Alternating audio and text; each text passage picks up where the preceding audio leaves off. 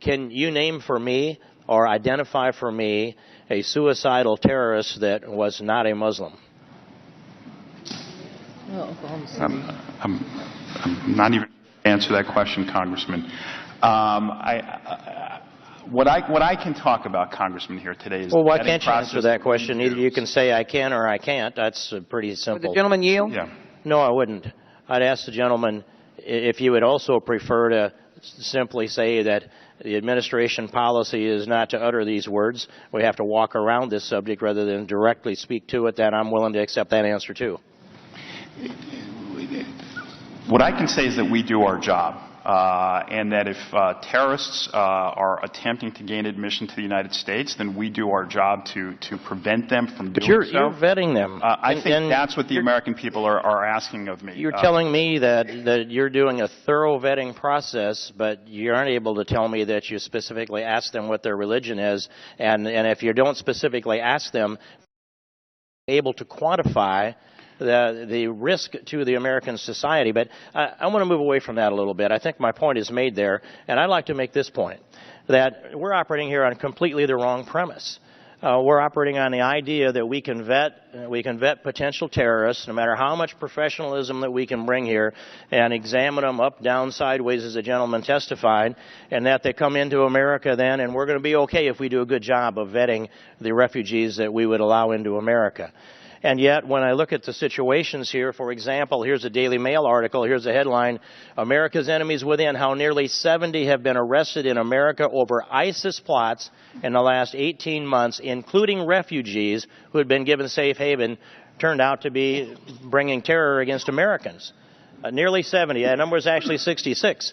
And so I understand that we can't be perfect with this, but some of these people that came in as terrorists were vetted. I don't think they were terrorists when they got here. They became terrorists after they got here. They became radicalized. Some were and got through. Some were radicalized. And so when I look at this, I think we're talking about a huge haystack of humanity. And that hay is benign, relatively speaking, but in that haystack are the needles called terrorists. And the proposal that's coming from the administration is that we are so professional that we can examine all of that hay and we can identify any of the needles in it, terrorists, and we can sort the needles out of the haystack and somehow prevent them from coming into America. We're not putting them down to Gitmo where they belong, but not let them come into America. And then this haystack will be benign and it can become part of our culture and society and it'll assimilate into the broader American civilization. That's nuts to think that.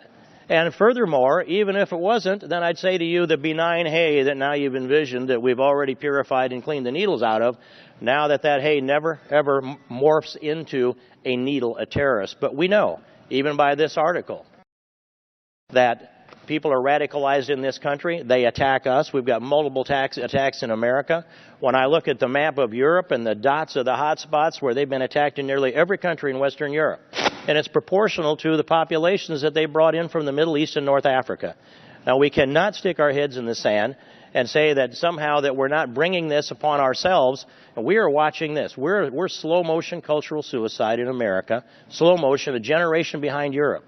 And I've traveled all over there, and I've walked down through the no-go zones in country after country in Europe to see it. And I sat down and talked to the people that are there, and I'm watching them. They feel so guilty about political correctness that they're willing to accept about any kind of violence brought into their country because they feel guilty about this. The gentleman is out of time. And I will conclude with for the chairman then, and if we are going to save ourselves, we have to also intervene and provide a safe zone, an international safe zone for the persecuted religions, which are the Syrian Christians and the Chaldean Christians. Thank you, Mr. Chairman. I yield back. Gentleman yields back. Chair will now recognize the gentleman from Illinois, Mr. Gutierrez. Thank you so much, Mr. Chairman. You know, we're all shocked and horrified and deeply saddened by the news coming from Paris. As a member of the Intelligence Committee, I know there is much to fear, both for our allies and for us. But in light of the attacks on our ally, France, last Friday, I urge my colleagues to keep a cool head and not to react exactly the way ISIS and other terrorists hope we do, with fear, with chaos, and with lashing out. But sadly, that's what we have seen Republican governors and elected officials and candidates and media figures do. I've been here long enough to know a thing or two about opportunism. Maybe it's just too much to resist when you got 15 guys and a lady running for president on the Republican side. Politicians, pundits, and celebrities will be tempted to say whatever they can in front of the news cameras and have them pointed at them. The governor of Illinois, my home state, could not resist saying that our state was close to Syrians fleeing the terror of ISIS and the Assad regime.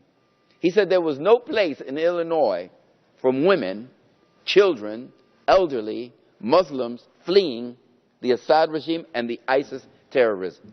The murder, the rape, the selling into sex. There's no place for those children and for those women. Luckily, just as he said that to show the opportunism, a wonderful Syrian family arrived in Chicago just 2 days ago and found a safe place. That is the message that destroys the hatred of ISIS, not the real that they're going to have of people saying, we don't like Muslims, we can't trust Muslims, Muslims are somehow going to create a cultural system in America that's going to destroy us. Every community of people that has come here has strengthened this nation. And I just have to say that when you use fear, and I do remember, Mr. Chairman, last year we were here, and the last fear that I remember talking about was when the kids showed up. Remember when the kids showed up? The refugees showed up from Central America?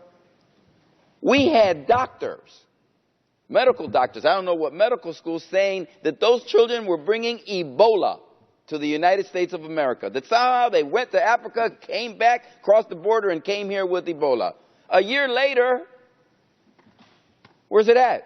I remember governors saying that they were going to close down their states. Every time we hear this, it's about they're coming because they're murderers, they're rapists, they're coming because they're drug dealers. It's fear, fear, and fear. And you know what? The best tradition of America stood up against fearmongers who traffic in hatred and bigotry and prejudice. And that's what I sadly believe is happening now with Syrian Muslims fleeing. Oh, if they were only all Christians, some would say, then it would be fine. You know what that kind of reminds me of? It kind of reminds me of the Irish when they came here. They said if they were only white Anglo-Saxon Protestant, but no, they had an allegiance to the Pope out in Rome, so therefore they were suspicious people.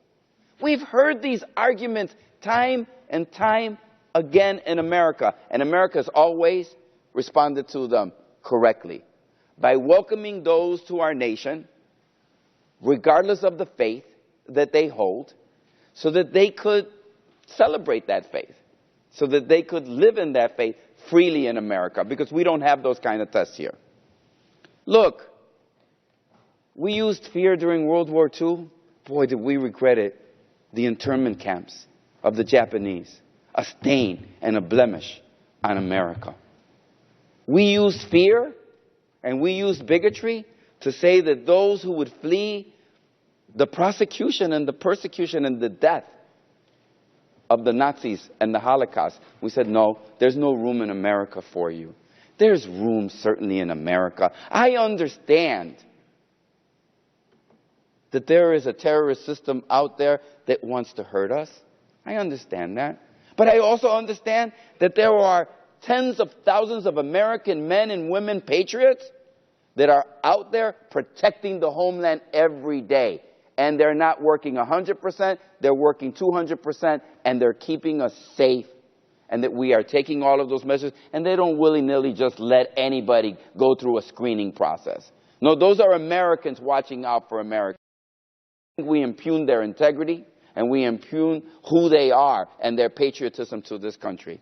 So I would just like to say, look, we made the mistake before. Let's not make it again. Let us have a system. If you said, all we want to do is, Luis, we want to add an extra layer, that'd be good, but that's not what we're doing. They're in the camps. They're getting vetted. We should welcome them to America. We shouldn't fall into the trap of ISIS. I can see the real now. Thank you so much.